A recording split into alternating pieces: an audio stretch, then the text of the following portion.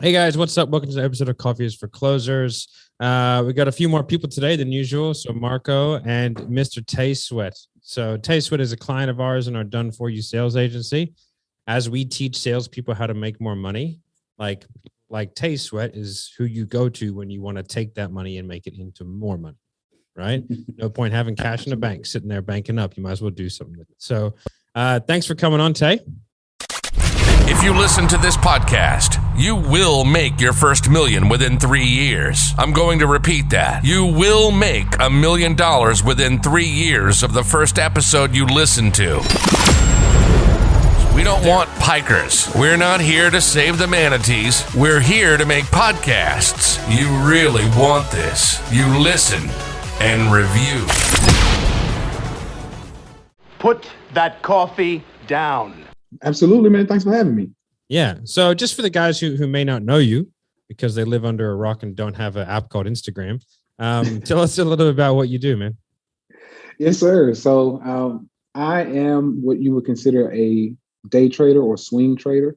We trade stock options, stocks, even crypto. And I've been doing it for a little over half a decade. And now I, of course, teach people how to do the same. Sweet. And it's going okay. It's doing all right. You know, it's going okay. It's doing all right. I heard a story that you bought a Lambo over Instagram. Is that true? Oh, yeah. Absolutely. Can you tell us that story? Yeah. So interesting. So the funny story is I bought a McLaren originally. So I had a McLaren 600 LT. And don't get me wrong, I loved my McLaren. But I later found out that I liked the Aventador SVJ a lot better. Mm-hmm. So, yeah. And you got options. So, right? And we got options. So I'm looking for at least a 2020 or 2021 Lamborghini Aventador SVJ. No one has it. So I found a guy online who is a car broker by the name of Brandon, PTG 365. And he's like, look, man, I found one Aventador SVJ Roadster. It's brand new, off the showroom floor. It will go in about a week. And I'm like, man, how do we do this? He's like, you can wire me $700K now and get it over with. Love the pitch. So, right? So, of course, it was a beautiful car. I really wanted it. So I had already been trading for the Aventador. I knew it was going to be roughly $700K. So I pulled it out of my brokerage account and I wired him $700,000 over the internet. Amazing, man. Did he send you the case? Say it again. Did he send you the case? Right. Absolutely. Yeah. I'd love to kind of circle back to that because there's obviously a journey that got you there.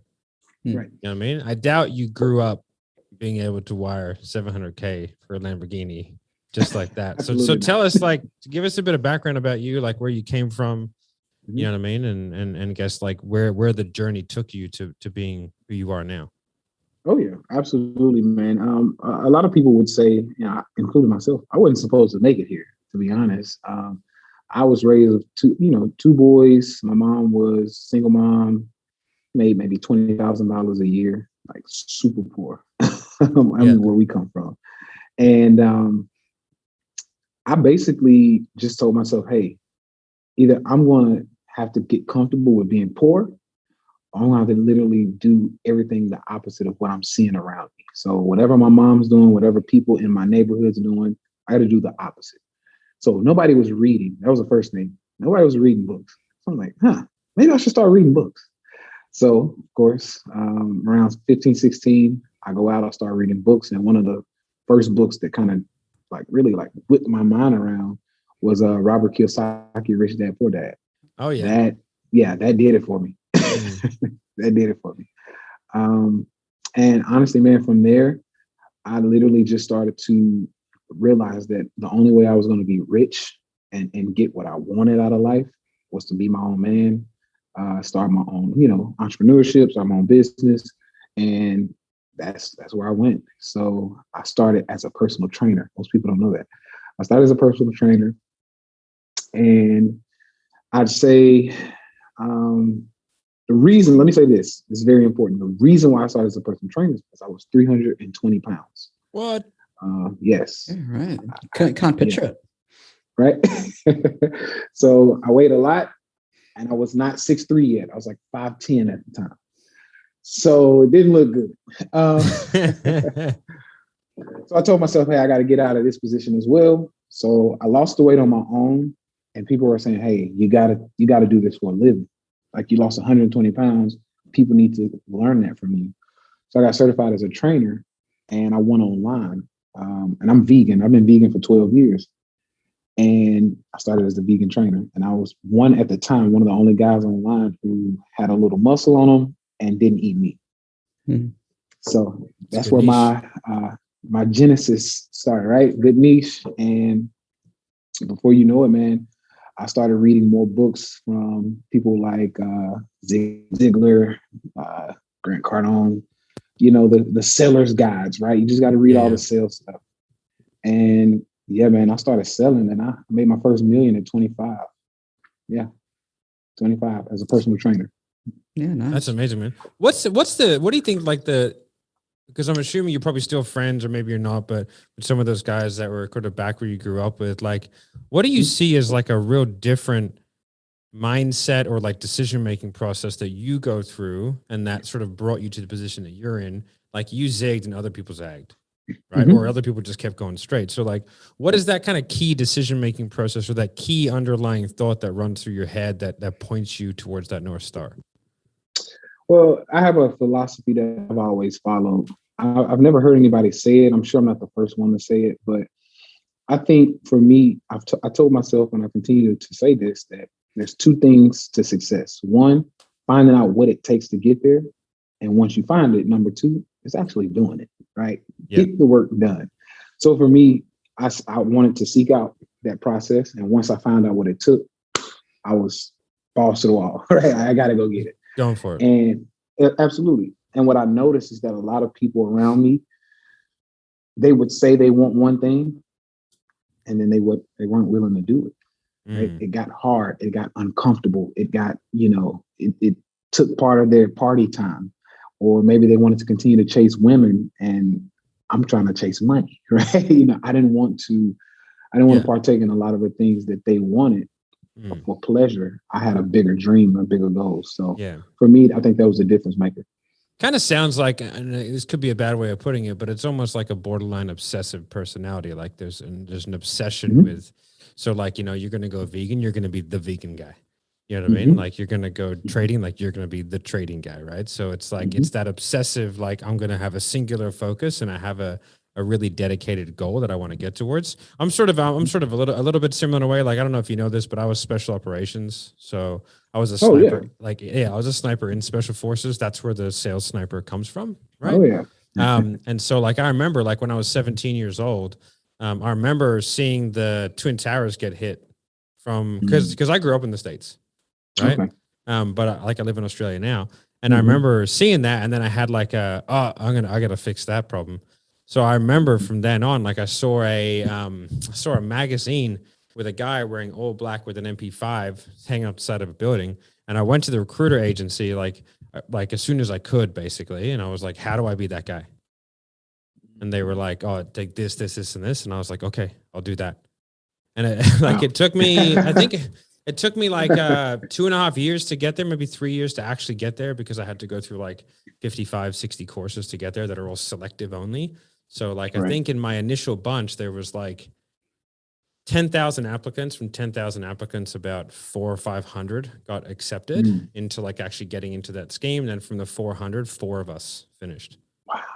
Yeah. So it was pretty ruthless, but it's very sort of similar. It's like, I didn't party. I didn't like money, like women, nothing. I was just like, I'm going to train, and that's what I'm going to do. And that's who I'm going to become. And it was almost like, it wasn't that I wanted to do the job, is I wanted to be the person that I envisioned I would be when I got the job, And so I think that that's what a lot of guys are missing, like they want the outcome, but they don't want to change into the person who can get the outcome. That's a great way to say it. Yeah, it's hard to be that guy when you realize that it's hard, right? Mm-hmm. And as soon as like people have to face that little bit of adversity, it's like, I'm out. Yeah. I'd rather party. Seriously. I'd rather chase the girls, you know? Yeah. Mm-hmm. So like for you, kind of going back to that, like buying a Lamborghini over Instagram, which I hope I can do one day. And I'm pretty sure I'll be able to. And when I do, I'll tag you in it. Yeah, man. Like what is that like? Is kind of a surreal moment to kind of like when you sit and you pull yourself back and you're like, you know, obviously Lamborghinis are kind of fun, but it's sort of like just the principle of having the opportunity, having the option, as you say in your YouTube channel, to be able to do that. Like, I guess like what is that kind of, what headspace does that put you in? Does it drive you forward or does it make you complacent? For me, it actually drives me forward. And the reason why I would say that, I get that question a lot. What makes you keep going? You made it, right? I get that all the time. And for me, one, I don't feel like I made it. Yeah. Two, you know, don't get me wrong. I enjoy where I am. I enjoy the fruits of my labor. I'm not one of those grumpy old men who say, oh, I'm going to hold on to all my money and never spend it. No, I want to enjoy it, right? We work hard. We're going to enjoy what we're doing. But for me, what keeps me going is those options. So to have the option to say, hey, one, I can send this money over the internet without meeting this person and be comfortable with it is an option in itself. Because someone who doesn't have the mindset, or even, and when I say mindset, I mean the scarcity. If you have a scarcity mindset, many people will say, hey, I can't send this over the web, or I can't send this without meeting you because you might take my money, right? It's a scarcity mindset. So to even be able to do that means I'm in a different mindset that I want to continue to grow into, which is what, you know, you kind of alluded to earlier. The person that I am who sent the 700K is what makes me feel good to continue to grow. Yeah. I asked, you know, Ryan Serhnant, do you know who he is? No, he's like, he's the most successful broker in the US, like as in a real estate broker. So he's on $1 Million List in New York. I know exactly who that is. Yeah. Yeah. So he's one of our clients. So we do his sales, right? And I had him on the podcast, super successful guy. I think he did like $2 billion in real estate in the last 2 years. Right. Yeah, so it's pretty good. And I was like, I was sort of asking a similar question. I was like, obviously financially, everything's going fairly well. He makes about, I don't know, $60-70 million a year personally. And I was like, what sort of drives you? And he goes, you got to understand, compared to my clients, I'm poor. I was like, that's a great point. It's like, you know, they pat him on the back, they buy his coffee for him, and they meet him and be like, it's all right, mate, you'll get there one day. Like, you know, like he has to go billionaires. Yeah, these guys are billionaires, you know. So it's interesting, like, you know, you surround yourself with people, and that's why I love working with clients like you, because like it helps to like elevate us and go like, oh man, like there is another level, there's another level. And you start working with guys who are doing 100K a month. And then I talk to you and you're like, yeah, I'll spend 20K a day on ads. That's fine. I was like, what's happening? It's like, what's, you know, I was used to fighting over trying to get $3,000 a week, you know, for dudes to spend ads on. But, you know, it's really exciting for us to get, you know, and it really is, it's that mindset piece. It's like, there's no scarcity. It's like, hey, I'm willing to spend money because I back myself to make it. You know what I mean? But yeah, man. So what got you into trading? Like you did the vegan trainer stuff, and you sort of did you sell out of that business, or like I guess like okay, so you exited and then you had some cash lying around, and then like what got you into day trading? It just, I guess I can see the parallels between the minutia that you would have to have gone to in your macros in order to be a vegan sort of bodybuilder, right? Mate, that is on a different stratosphere of detail. So I can see the parallels, but what is it that kind of sparked your interest into going into it? Yeah. To bring up your point, that's a great question. Bring back the point with Ryan. I was training a higher clientele. So I had online clients and I had in-person clients that I charged a nice amount of money per hour to work with me. And one of my clients was a billionaire. His name was Charlie. And Charlie showed me, just by, you know, being in his space, he showed me that there was another level that I couldn't reach as a trainer. That wasn't going to happen. Right? Yeah. And so, I'm watching what he's, doing, because I would come to his office. He was a private equity guy. And so he also did, stock market stuff. He kind of dibbled and dabbled in the stocks. Yeah. Okay. And I'm watching how he's growing his money every day. And I started telling myself, man, I have some money laying around. Maybe I should, instead of, doling down on ads, maybe I should start putting some of that into stocks and see if I can get a return on the stocks and then spend that in ads. That was kind of my thinking. And he's like, dude, go for it. I told him I wanted to do it. He said, go for it, man. I think you could, I think you'll do good at it. So I'm learning a little bit from him, just watching what he's doing. And I'm learning some stuff from some friends that I've met in the circle that I had. And I came to realize that stocks as a trader take two things: psychology, and that means knowing one, psychology of yourself and others. What's the other person going to do? What makes them tick? What's going to make a person sell? What's going to make a person buy this stock? You need to know that. Well, I had that because I had to learn psychology of people, what made them tick when they wanted to eat a burger versus a salad. So I had the psychology part down. But then you also need discipline. So if you buy a stock, you need the discipline to hold it, even when it's green and it's making you money. You need discipline to keep holding that and not take that profit. Mm-hmm. So I had the discipline because I've been staying away from meat, cheese, eggs, and dairy for, stronger man than me, brother. Years. Stronger man than right?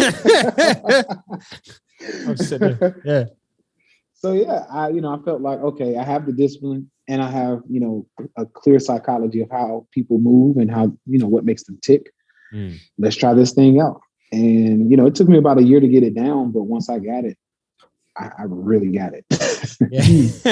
I'm curious, both, you might know, both myself and Matt started in the same business you are.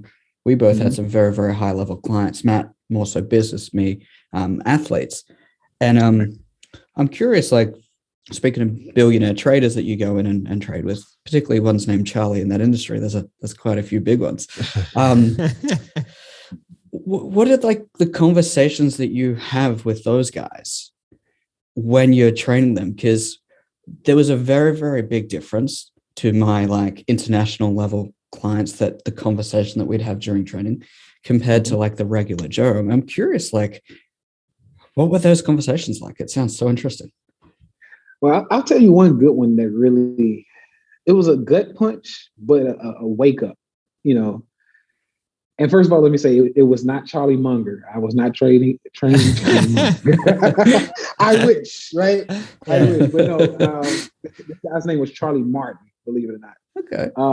So Charlie Martin, he had a leg injury that pretty much caused him to kind of drag his leg. He really didn't have a lot of feeling in his leg. And while we're training one day, I walk in and I say, hey, how's your leg feeling? He's like, it's not a good day. My leg hurts. He's like, but I tell you what, if you can make me feel better and you can make my leg, make this pain in my leg go away, I'll give you $5 million. And I went, wait a minute. All right. Challenge accepted. Right? Yeah. I'll go find some heroin and we'll be fine. Exactly. So for me, it was such a shift in thinking, because he just threw around $5 million like it was $5. And Ryan, go ahead. Yeah, sorry. Ryan Serhnant told me that because we asked him a similar question, because he recently sold a $147 million house, right? And he was showing the guy $8 million investment properties, and he's like, "Hey, there's this house. We might as well go see it. It's pretty cool." It's at that, and he took him in, and the guy grabbed Ryan by the neck, and he goes, "You son of a bitch! Why did you take me here?" Like that. He was like, "I must have it." He goes, "Whatever it takes, buy it." Like that. And it's 147 million, right? I think it was a $33 million commission. It was something mental, right? Wow. And so I was like, what's the conversations like when you're dealing with legit multi-billionaires? And he goes, the difference is money is no longer a resource, it's now a tool. Yeah. So it's like there's no resource issues. It's just the money is a tool to get what you want. So it doesn't become if I overpay. No, it doesn't matter, man. Like it doesn't matter anymore. They got that much. The pool is so big. It's just taking a shot glass out and having a sip, you know? So they just get it done. One of my friends did, cause I got a lot of friends in like private security. They did the private security for Bill Gates when he came to Australia about 5-6 years ago. And he reckons they spent about $300 million while they were on holiday in about 4 weeks. Right. Yeah. So he flew back and forth to the States like every third day on a private jet, which was like, as you know, what's that, like 350 grand a pop to get there and back? Easy. Yeah. Easy. Yeah. They hired Airbnbs, like big giant ones, like privately, but they had all the furniture replaced with the exact same furniture that they had at home. Right. So they could have the same furniture. Then all that furniture was then donated to charity. Right. Wow. Every single time that they moved houses. And then they tried to rent a super yacht for his family and his crew while they were like wanted to go on the ocean for 4 or 5 days, but they couldn't rent it because they weren't Australian residents. So they had to buy them. So he bought $250 million super yachts, one for his family, one for his team, right? To go out for 7 days. And then he had someone stay back and resell them. Wow. Like that. And I was like, man, that is amazing. Some people hear that and go, what excess? It's like, well, first of all, people are making that money. So it's like, he's not burning it. Like, you know, he's injecting it into an Australian economy. Australian economy is smaller than the economy of California. Right. So like, thank you, Bill. We appreciate it. Right. Right. And second of all, I was like, man, like, just the ability to be able to do anything on that level is so inspiring, because it's like, man, he's doing whatever he wants and whatever he needs, but like everyone benefits from that. You know, I think that's what I'll tell you. People say like it's called tall poppy syndrome in Australia, where it's like the tallest poppy is the one that gets cut down the fastest. You know what I mean? So it's like, you know, someone's driving a Lamborghini, like, oh, look at this dickhead driving a Lamborghini. But it's like, hey, do you realize how many mouths are fed when you buy a Lamborghini? Like, and one, they're a fucking beautiful car. And if somebody wants to spend their money on a Lamborghini, buy one. Like, I want to buy a Lamborghini. Ideally on Instagram, right? Yeah. Right. Yeah. And so I guess like, what's, do you kind of get that a fair bit? Like, I guess coming from where you come from, like I can see it being very polarizing. Either people are like, fuck Tay, or people are like, yeah, Tay. Right. So I guess like, where do you think that comes from, for one thing? And also like, I guess, how do you deal with that? I guess coming from where you come from, I can assume that it can create some conflict or some weird situations, you know, that you've sort of gotten yourself into.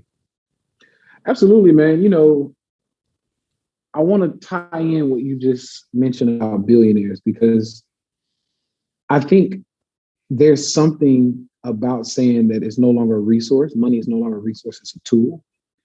And I think that's the transition that needs to happen to get to a billion. You have to start using the money as a tool, not a resource. And I say that because as I've, I go around, I drive my Lamborghini, I also have a Rolls Royce truck. I've seen it. You got the what is it? The starlight. The starlight ceiling. You know. Oh, dude, I stalk your Instagram like a creepy 13-year-old girl. Like, what's Tay doing? I love it. What's Tay doing today? And for me, man, honestly, one, yes, I love. That's probably the number one thing that I love is cars. Next would probably be shoes. I spend my money on cars and shoes. Love it. Yeah. Those are my. Sounds like Marco. Yeah, there you go. Marco loves his shoe, bro. That's why we go along. That's right. Absolutely. And what tends to happen is, yes, there's people who go, he's such a dick. He's such an ass. Why would you spend that much money on a car? Et cetera, et cetera. And these people usually are of a certain mindset, because I like to talk to people. What makes you think, that about me? Elaborate. Why am I a dick? What makes me an ass? Is it because I just have something that maybe you want and you can't get it? Or am I truly a dick or an ass because maybe I want to change it, right? Yeah. And what I noticed is a lot of people, they come from an angle of entitlement, and they'll go, well, you should have took that $700,000 on the Lamborghini or the 400 that you put on the Cullinan, and maybe you should give that away to the hungry, people who are hungry, Or maybe you should put that back into a neighborhood that you come from. And I go, okay, makes sense. I go, well, number one, why aren't you waking up and working hard so you can give all of your money away to the hungry? And they go, well, I don't want to do that. That doesn't make me wake up. That doesn't get me excited to go work so hard. I said, so, okay. So you want me to work hard and give all of the money away, but you wouldn't do that yourself. Mm. Now, I'm a big fan of giving money away and helping, different worthy causes, because that's what I do as well. I don't showcase it a lot because I don't need the pat on the back. Yeah. We just do it because that's what's needed. But one thing that people don't realize is what you see is not everything that happens. So they only criticize what they see. And that's what I've noticed a lot of. The people on the other side who are happy, they love it because I use it for good. I drive my Lamborghini around and I like to go in neighborhoods or places where little kids are going to be. And like, oh my God, are you a rapper? Oh my God, do you play ball? Yeah. Right? And I go, no, I read books and I'm an entrepreneur and I trade the stock market. And they go, whoa. I can do that. I can read books. Absolutely. Yeah. Absolutely. So for me, it was one of those things where I could inspire, right? Because same thing, they see my shoes. They're like, man, you got the new Jordans on, or you have the new Nikes. And it's like, those are nice. How'd you get them? Once again, I read books. I teach people the stock market. I've started a business, multiple businesses. This is how I got my money. And it just inspires kids to want to go or know that there's another option outside of what they've seen. Yeah. And there is something fascinating as well, which is I wanted to ask you, because me and you, we're in contact, of course, for the Done For You and everything. But it's like your decision-making process is wild. As I jump on a call with you, I dare to call it a sales call, but it's like you were like, okay, yeah, let's get it done. That's the card, ready to go. And sometimes I speak with you, I was like, hey, Tay, we gotta get this done. Okay, yep, just do it. That's my card, ready to go. So most people that watch this podcast are salespeople, right? And they might struggle with talking with someone who's like, hey man, how do I speak with a sophisticated buyer? You know what I'm saying? I guess what dictate that decision-making process that you have now? Like, where do you get it from? And where do you feel like there kind of is a benefit on having something like that, if it is? Yeah, that's a great question, man, because I've noticed that, when you do something, you kind of think a lot of people do that. You're like, oh, that's what everybody does. I guess not, right? Because I get this question all the time. Yeah. For me, where that comes from is two places. Number one, I have put in my mind that money is a tool. So yes, if you tell me, hey, it's going to be this much to do this thing, I want that thing, so let's get it done. No more. You don't need to say anything else to me. I'm sold, right? So for me, I do look at money as a tool. Now, time is also a tool / what's becoming a resource, probably the most valuable resource we have, because you can't get time back. So for me, I don't want to spend time going back and forth with someone about a price over, saving $100 or $200 or even $2,000. If I could save 30 minutes or hour a week to give you $3,000 a month, let's do it. Because I just bought my time back. So for me, time has become the most precious thing to me. As the more money I make, the more I realize, man, I wish I had more time. Because now time is not running out. I'm still fairly young. I'm only 32. Jesus. But time is really precious to me. The more money I make, I've just realized it's something I need to get more of. So whatever I can do, whatever tools I can use to get that time back, oh yeah, we'll use them. We'll do it. Yeah. You can always make more money. You can't make more time, right?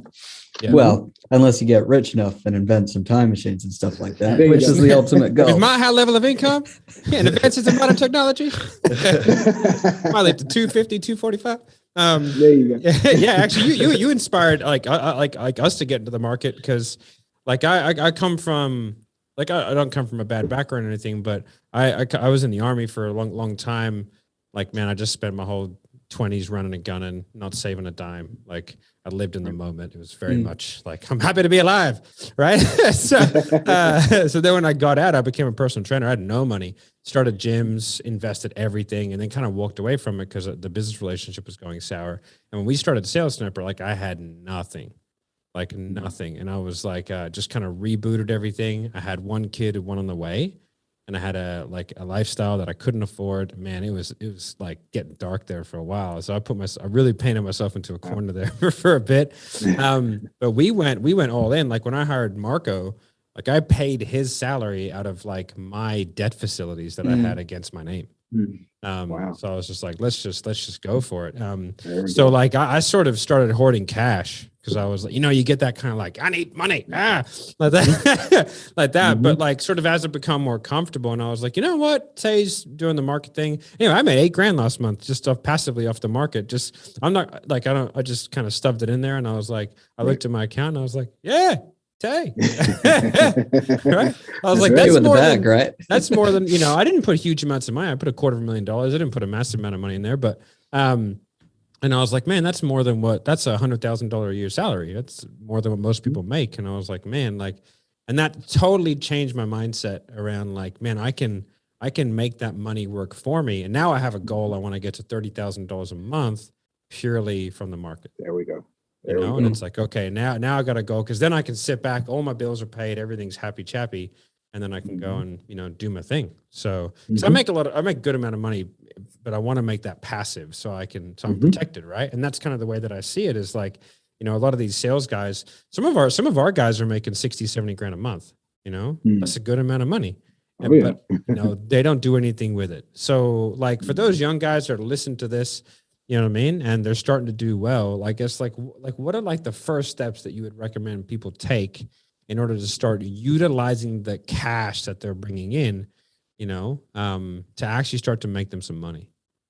Right. That's a great question, man, because money being the tool that it is, compound is going to be your best friend. So for me, I'll explain to you a scenario of mine that I use quite often, and I like to teach anybody who wants to buy expensive things. So one of my first really big purchases that I paid cash for was $300K, which was the McLaren. That was my first supercar that I bought. And what I teach a lot of my guys who are banging out decent profits, each month, I say, hey, before you spend the money, find out how to flip it. Find out how to multiply that money and never spend the money you worked for. So what I tell a lot of guys to look for a vehicle that will allow you to do that, first of all. Real estate is one, yes. It requires a lot more of your time and other people. So you have to print up contracts and, have other people to, come and check the real estate and, what are appraisers and all this other stuff. Way too much.